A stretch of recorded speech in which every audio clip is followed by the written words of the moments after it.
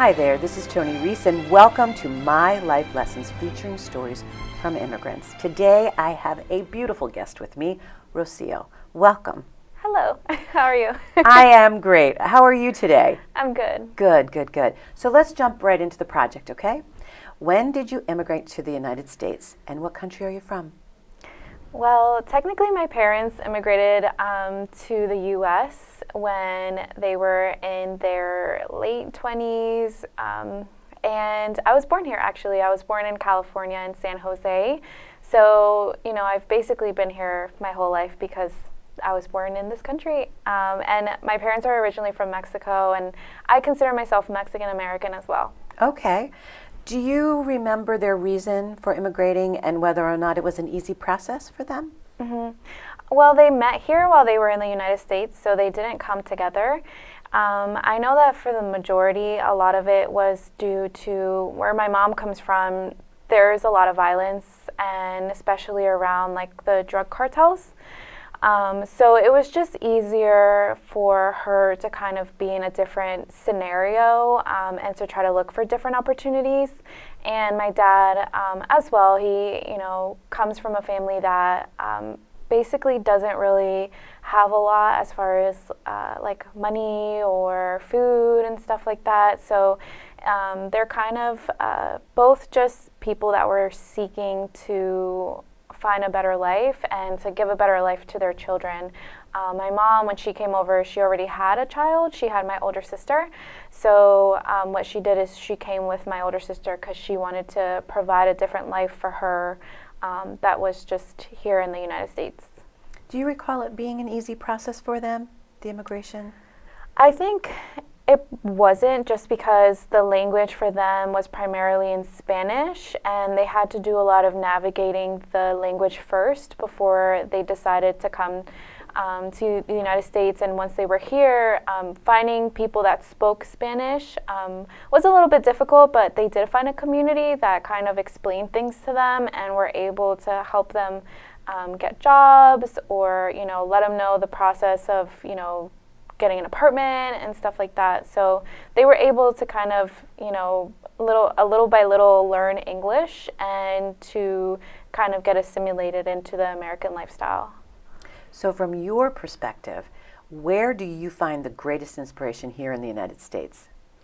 I think the greatest inspiration for me is people. I'm a little bit of a romantic, and one thing that I noticed about this country that's really great is that you have so much diversity that you don't have in the world. So, for example, I have friends that, they're Indian American and they're dating someone from Puerto Rico, or you have, someone who's Caucasian American and they're dating someone from the Philippines, but we're all American.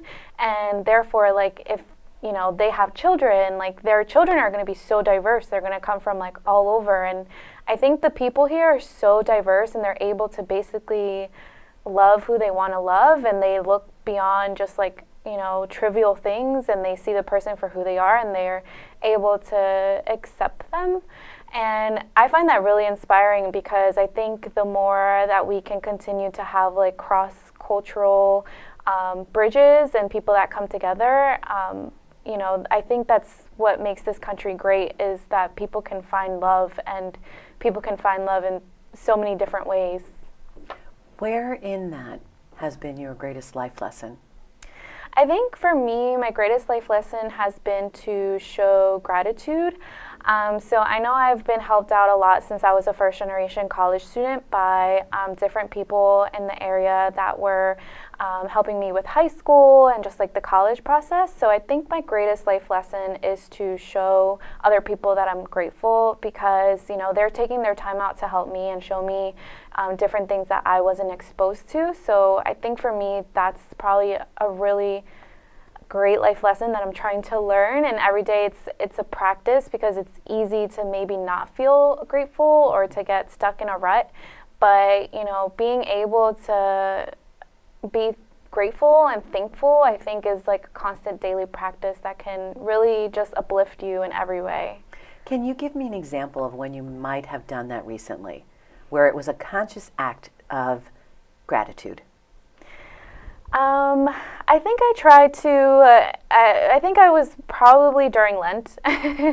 So, I mean, I think during Lent, you're kind of just, you have a time where you're put in to be more grateful and to kind of be more patient. So during Lent, I tried to practice a little bit of that. I think more so than my everyday is to just, tell people that thank you and can you please, and just be really mindful of like them and their time and what they're doing for me.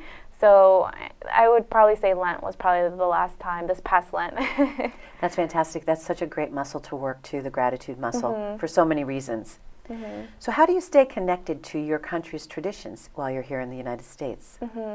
Well, now that I'm actually a professional and graduated college, I'm able to actually save and go back. So I'm able to save and visit family that's there. So I think every time it's a little bit of a culture shock to me to go back there. But I do find that every single time I'm able to learn a little bit more about people that are Mexican and that are living in Mexico. So for me, it's been very insightful to kind of see that, because there's still a part of me that wants to stay true and stay close to my heritage. Even though I still am American, I still want to honor that part of my parents being immigrants as well. So are there certain traditions that you make sure that you uphold?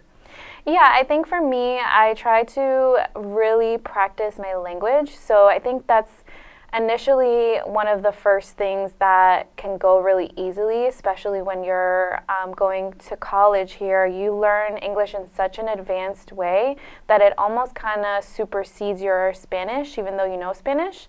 So I think for me, the thing that I'm really trying to preserve is my language, and like learning how to pass that down if I were to have children to them, because then they can actually communicate with other people that are from Mexico or from other Latin American countries that share similar identities as them. What has been a big surprise for you here?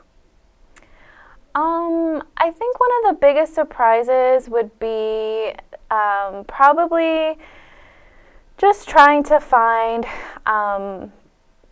everyone's trying to find their place in the United States, I think. And I think one of the biggest surprises is that I truly believe there is space for everyone. And maybe not everyone may believe that, but I think it's a surprise to me to really just find people that, believe that as well. And they're working in the community to help everyone.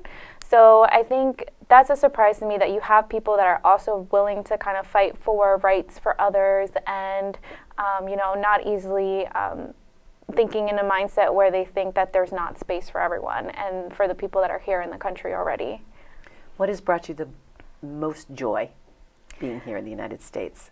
I think the most joy would probably be seeing my quality of lifestyle and being able to project forward a lifestyle that's safe, and that I'm able to have a certain lifestyle that's very privileged to a lot of different countries, and putting that in perspective that yes, maybe I'm not rich, but I can have different luxuries that other people would die for if they could even have a fraction of what I have here. So, I think that brings me so much. It brings me joy, but it also makes me sad about other people that can't have certain things that I think maybe as Americans we kind of just see as an everyday thing or take for granted. Please describe in one sentence what being here means to you. What being here means to me is seeing representatives that look like me and professionals that look like me as well. What an amazing, beautiful interview you've done. Thank you so much Thanks. for showing up for this project today. Thanks for having me. Thank you. These life lessons are made possible in part by Lions and Hole Site Contractors and by White Star Tours.